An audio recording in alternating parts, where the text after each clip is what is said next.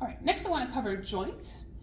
The joints that you need to be aware of for this class, some of them have two names, or an anatomical name and a common name. There's some that we're going to learn just common names and some that will just have anatomical names.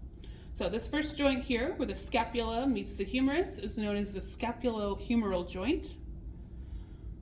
And its common name is the shoulder. Moving down, we have our elbow joint. This is where our humerus, radius, and ulna come together. Further down the limb, what would be our wrist is known as the carpus, as its more anatomical name. In the horse, a common name for this joint is the knee. But in dogs and cats, we just call it the carpus. Coming down, we have our metacarpal phalangeal joint here. The horse, we also have a common name, it's called the fetlock. Then we have an interphalangeal joint, and this is the proximal interphalangeal joint. And in the horse, we call this the pastern joint.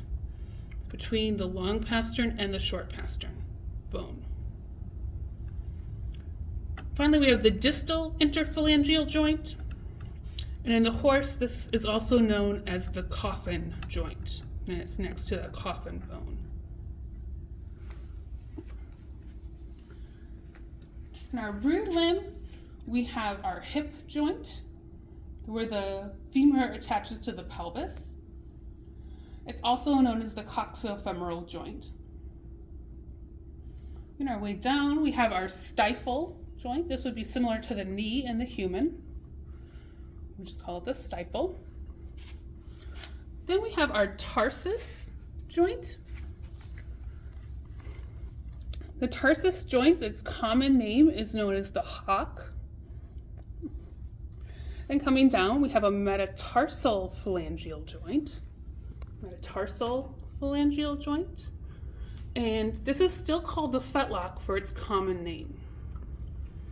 The proximal interphalangeal joint, still called the pastern in the horse for a common name, and the distal interphalangeal joint, known as the coffin joint in the horse.